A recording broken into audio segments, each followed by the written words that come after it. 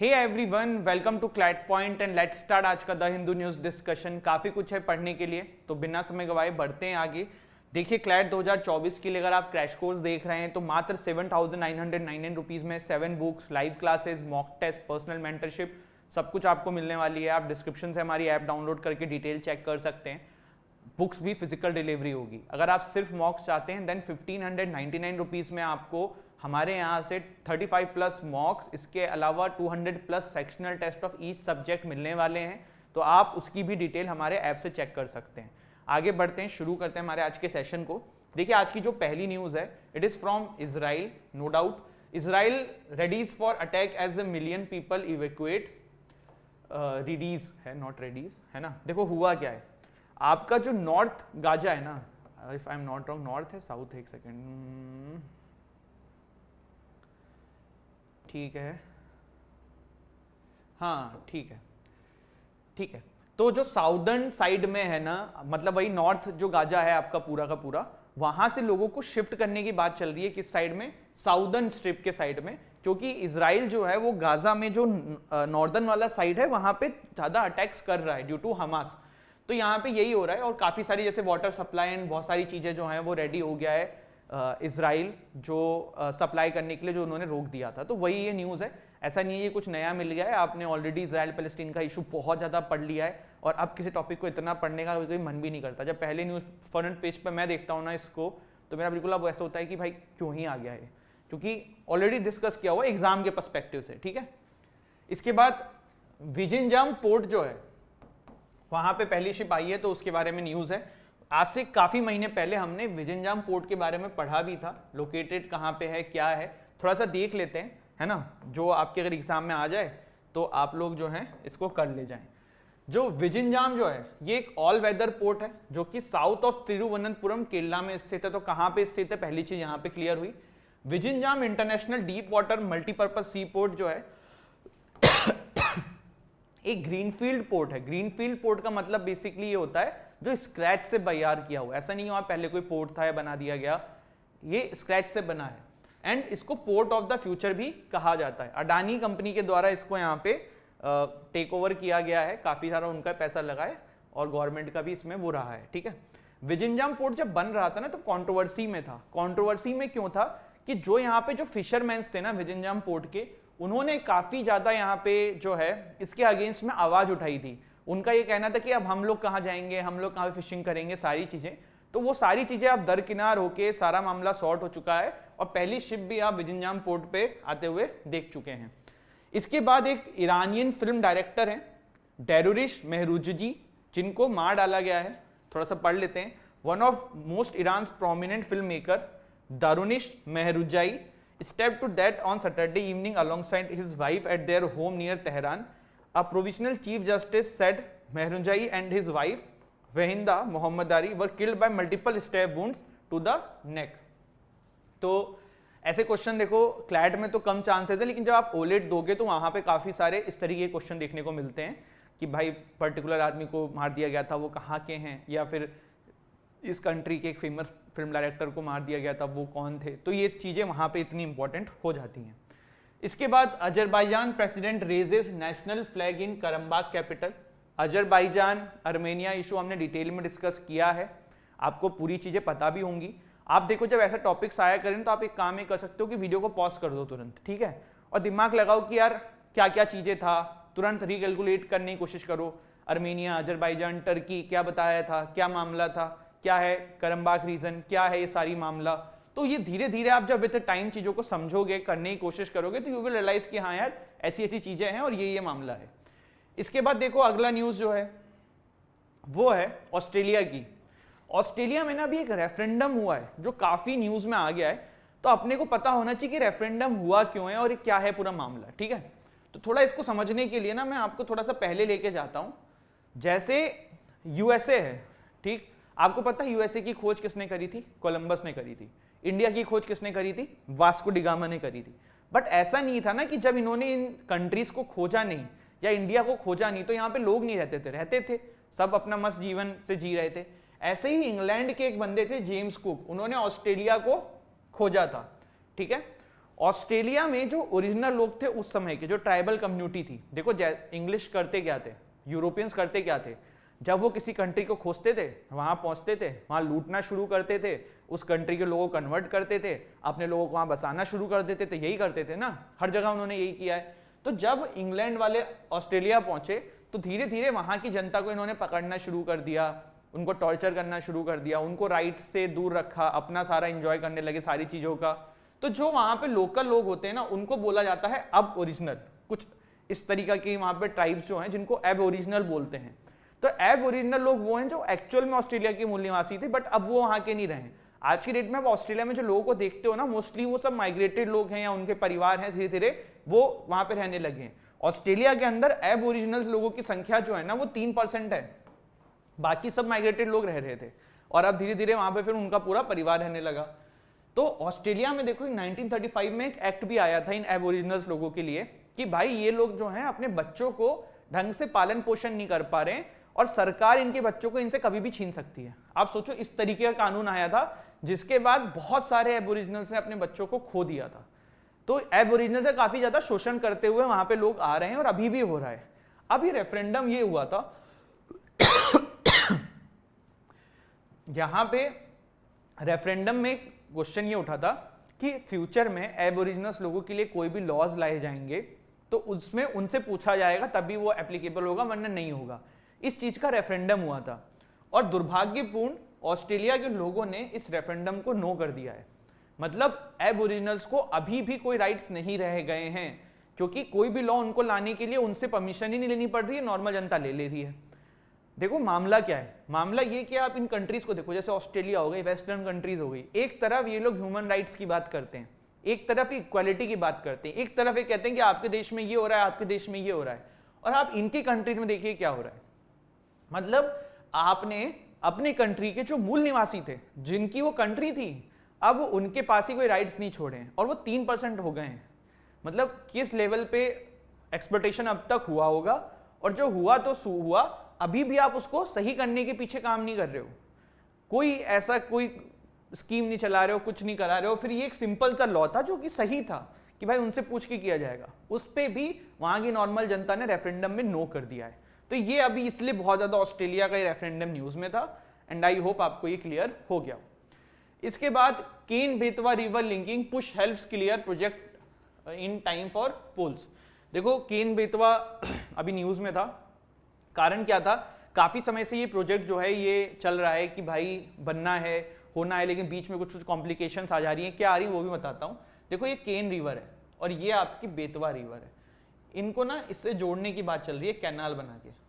ऐसा क्यों किया जाता है? ऐसा इसलिए किया जाता है, देखो कभी कभी क्या होता है ना, किसी एक पर्टिकुलर रिवर में पानी का लेवल बहुत रहता है पर दूसरे रिवर में खत्म हो जाता है, तो लिंक करके क्या होगा कि इस रिवर में अगर बाढ़ वाड़ भी आती है, ज्यादा पानी का लेवल होगा तो सामने वाले रिवर में चला जाएगा और वहां भी पानी रहेगा, यहाँ भी पानी रहेगा। तो the Ken Betwa project is a project जिसमें केन रिवर जो है वहां से पानी आएगा बेसवा रिवर में, ध्यान रखना केन से कहां जाएगा, बेसवा रिवर में, और बुंदेलखंड रीजन जो इधर है आपका, वहां पे ये जो पूरा बुंदेलखंड रीजन है, यहाँ पे पानी की जो कमी होती है वो खत्म कर दी जाएगी। 230 किलोमीटर का ये कैनाल बनेगा जो कि Jhansi, Banda, Mahoba district of UP, तिलकमार, Panna, Chhatarpur district of MP यहां से गुजरेगा। बट इसमें काफी सारे फॉरेस्ट भी बीच में पड़ रहे थे, इस वजह से इस पे काफी सारा कंट्रोवर्सी चल रही थी कि फॉरेस्ट कटेंगे, ये होगा वो होगा, तो इसीलिए काफी सारा बवाल था। लेकिन अब वो फाइनली सॉर्ट आउट हो चुका है और लग रहा है प्रोबेबली ये प्रोजेक्ट जो है जल्द से जल्द अब सामने आ जाएगा। ये जो प्रोजेक्ट है ना, ये पन्ना टाइगर रिजर्व से गुजरेगा, ठीक है। This project involves deforesting a portion of Panna tiger reserve, जो अपने आप में एक बहुत चिंता का विषय है। पन्ना टाइगर रिजर्व है भाई, जंगल में शेर जो भी होते हैं आपके, शेर हो गए, लायन हो गए, ये तो टाइगर के लिए फेमस है, तो इन लोगों को कोई आप एक जगह बांध के नहीं रखते हो। जैसे कुछ समय पहले पन्ना टाइगर रिजर्व गया था घूमने, actually it's near to Khajuraho temple गए थे हम लोग, तो वहां से पन्ना टाइगर रिजर्व भी गया था। तो पन्ना टाइगर रिजर्व में जब मैं गया था उससे 4 दिन पहले ही एक टाइगर को फांसी पे लटका के मार दिया गया था। फांसी इन द सेंस वो शायद खुद पेड़ से लटक गया था या फिर शिकारियों ने मारा था, वो क्या हुआ आप गूगल करेंगे आपको वो स्टोरी मिलेगी, पर वो बात आई नहीं। एक्चुअली होता क्या है ना, बहुत बार वन्य विभाग वाले भी मिले होते हैं इन लोगों की तस्करी के लिए और ये सब चीज़ों के लिए, बट पता क्या पड़ता है कि देखो बहुत सारे जो शेर होते हैं ना, बार बार शेर बोल रहा हूँ यार, टाइगर जो है ना हमारे, तो जो टाइगर होते हैं ये, या कोई भी जानवर है, तो इनको ना जंगल में आप फिक्स नहीं रख सकते हो कि यहीं रहे। बहुत बार ये लोग उस पर्टिकुलर बाउंड्री से क्रॉस करके दूर भी चले जाते हैं और फिर अपने आप लौट के आ जाते हैं। तो ये जब बीच में ये इस तरीके का प्रोजेक्ट डेवलप किया जाएगा तो पहले तो ये उन जानवरों के लिए भी सही नहीं है, फिर दूसरा कि यार वो लोग अगर इस पार से उस पार जाना चाह रहे थे अब वो भी नहीं जा पाएंगे, तो बहुत सारे प्रॉब्लम्स यहाँ पे देखने को मिलेगी। लेट्स सी, अब तो ये चीजें मतलब बिल्कुल ग्रीन फ्लैग मिल ही चुका है, तो बहुत जल्दी ये सामने आ जाएगा। थोड़े से की फैक्ट्स देख लेते हैं। Ken and Betwa river originate होती हैं एमपी में, are the tributaries of Yamuna, ठीक है। Ken meets with Yamuna in Banda district of UP and Betwa in Hamirpur district of UP. Rajghat, Paricha and Matatila dams are over Betwa river. Ken river passes through Panna tiger reserve, जो कि मैंने आपको बताया है, ठीक है। तो ये था ये वाला हमारा पॉइंट्स जो आपको अब आई थिंक क्लियर हो गए होंगे। इसमें आपको कोई डाउट अभी यहाँ पे नहीं होना चाहिए, ठीक है।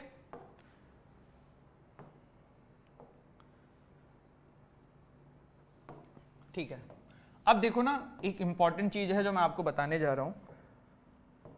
मेरे से काफी बार स्टूडेंट्स पूछते हैं कि सर करंट अफेयर के नोट्स कैसे बनाएं या बनाएं कि ना बनाएं। तो मैं आप लोगों को, चूंकि आप पेपर दिसंबर में, तो मैं इसी तरीके से बताऊंगा कि आपको दिसंबर के हिसाब से कैसे करना है। देखो, अगर आपने अभी तक हर महीने के नोट्स बनाए हैं तो बहुत अच्छी बात है, नहीं बनाए हैं तो पीछे का जो नहीं बनाया छोड़ दो।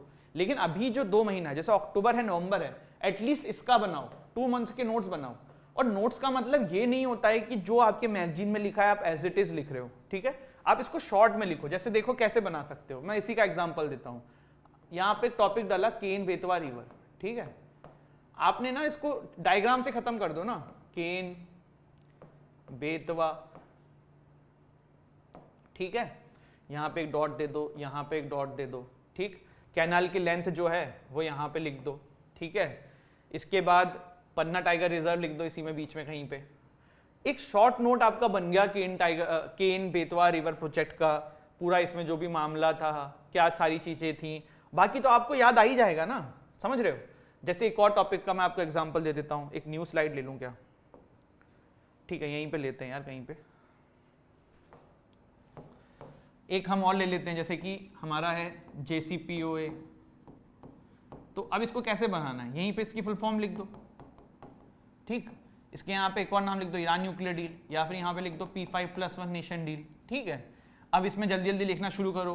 2015 एग्रीमेंट हुआ, 2017 US बाहर आया, एग्रीमेंट क्या हुआ था, यूरेनियम इनरिच नहीं करोगे भाई। मतलब ये 7-8, मतलब इतने में आपका पूरा नोट्स कंप्लीट हो जाएगा। इसको बोलते हैं टेक्निक्स टू मेक नोट्स, ठीक है। इस तरीके से आपको नोट्स बनाने चाहिए जो आपके लिए काफी हेल्पफुल रहेंगे। आप जो पेज भर भर के नोट्स बनाते हो ना, उससे कोई मतलब नहीं, आप उसको रिवाइज भी नहीं कर पाओगे, ठीक है। जैसे एक और एग्जांपल ले लेते हैं,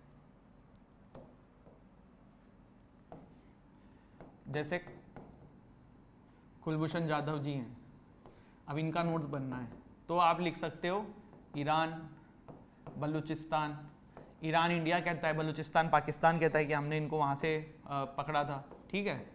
वियना कन्वेंशन 1973 या 2 है जो भी है, ठीक, इसका वायलेशन। फिर यहीं पे ICJ, फिर आप इधर लिख सकते हो। मतलब नोट्स कैसे बनाने हैं ना, ये बहुत सॉर्टेड होना चाहिए आपका। और जैसे न्यूज़पेपर पढ़ रहे हो, तो अब आज के न्यूज़पेपर में आपने टॉपिक्स उठाए, तो आप सब कुछ नोट्स में थोड़ा डालोगे। जैसे आज के न्यूज़पेपर में आपको 2 चीजें जो मिल सकती हैं, एक तो विजिंगजाम वाला जो पोर्ट बना है और एक केन बेतवा रिवर वाला। ये आपके अगर ऑलरेडी नोट्स बने हुए हैं तो छोड़ो ना, बस रिवाइज करके क्यों इसको बार बार करना है, समय वेस्ट क्यों करना है। तो इस तरीके से आपको चीजों को ध्यान रखना होगा। सॉरी, ये वाला एक टॉपिक आपको नोट्स में डालना है। तो जैसे अब मैं इसी के नोट्स आपके सामने बनाता हूं, ठीक है। ये देखो, ये मेरे नोट्स हैं और इतने मेरा काम हो गया। ये इमेज भी हटा दो, ये 2 लाइन में मेरा काम हो जाएगा, ठीक है। जेम्स कुक ने ऑस्ट्रेलिया को ढूंढा था, यहाँ के जो लोग थे इनको एबोरिजिनल्स बोलते हैं, इनकी पॉपुलेशन है 3%। एक हुआ क्या, रेफरेंडम हुआ। रेफरेंडम किस चीज पे हुआ, एबोरिजिनल्स के राइट्स के लिए। आपको ज्यादा नहीं लिखना है यहाँ पे कि क्या उनसे पूछेंगे, नहीं, बस एबोरिजिनल्स राइट्स लिख दो। रेफरेंडम का जवाब लोगों ने दे दिया नो।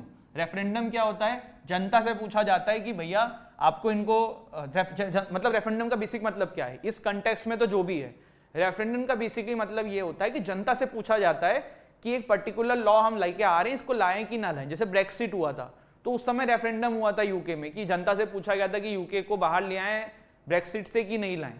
तो ये चीजें आपको विथ टाइम समझ में आएगी, पर ये नोट्स आपका इतने में हो गया, इससे ज्यादा का आपको काम ही नहीं है, फर्जी आप इसमें परेशान रहते हो, है ना। अब जैसे यही है क्या नाम है इसका, अर्मीनिया अजरबैजान, ठीक, थोड़ा सा बड़ा बन जाएगा लेकिन है तो वही ना कि एक करम्बाक रीजन है, पहले अर्मीनिया में था, फिर अजरबैजान के कैप्चर में आ गया, इसको सपोर्ट किया है किसने, टर्की ने किया है। मतलब इस तरीके से आपको बनाना पड़ेगा, आपको खुद सोचना होगा, लेकिन शॉर्ट नोट्स बनाने होते हैं। जैसे पूरी पूरी कॉपी नहीं भरनी होती, कॉपी भर लोगे तो फिर उसका आपके लिए कोई यूजफुल नहीं है, आपको पता पड़ेगा कि यार इतना सारा हो गया है, आप कर ही नहीं पाओगे। और मैगजीन से पढ़ना मैं कभी रिकमेंड इसलिए नहीं करता हूं क्योंकि बहुत ज्यादा हो जाएंगे एग्जाम तक। और एक और क्वेश्चन आता है स्टूडेंट का कि सर हम करंट अफेयर्स के लिए सिर्फ एक मैगजीन पे रिलाई करें क्या? तो मेरा जवाब होता है हाँ आप कर सकते हो, लेकिन टॉपिक आप क्रॉस चेक कर सकते हो। जैसे कि आप किसी भी एक्स कोचिंग का कर रहे हो, जैसे जो बच्चे क्लैड पॉइंट की राइज कर रहे हैं या कोई किसी एक्स कोचिंग का कर रहा है, तो देखो सब बना कौन रहा है, कंटेंट क्रिएटर्स बना रहे हैं ना, कोई कोचिंग के टीचर्स बैठ के थोड़ा बनाते हैं, है ना। ऑल दो टीचर्स रीचेक करते हैं, टॉपिक्स डलवाते हैं, पर in the end everyone is human. तो एक आध टॉपिक ऊपर नीचे किसी का हो सकता है। तो क्या करो कि जैसे अगर आप राइज मैगजीन कर रहे हो, ठीक है, हमारी क्लैड पॉइंट की राइज कर रहे हो, आपने हमारे इस मंथ का इंडेक्स देखा, आपने इसी सब आजकल टेलीग्राम पे अवेलेबल है, आप दूसरे कोचिंग का भी इंडेक्स देखो, अगर आपको लगता है कोई अलग टॉपिक है इंपॉर्टेंट लगता है, उसको अलग से अपने नोट्स में डालो, खत्म हो गई बात। ऐसे ही अभी देखो जब एग्जाम आएगा तो most of the all the coaching जो है अपने इंपॉर्टेंट टॉपिक्स निकालेंगे, 100, 120, 150 जो भी निकालें, आप उन टॉपिक्स को देख लेना, सॉल्व कर लेना, है ना। बट उस टॉपिक्स में देखना आपने कितना कर रखा है, कोई नया टॉपिक है तो कर लेना। ऐसे ही अभी बहुत सारी बुक्स मिल रही है मार्केट में कि ये कर लो, 1000 MCQs कर लो, ये कर लो, वो कर लो, ये कर लो, फला कर लो, धमकाला कर लो।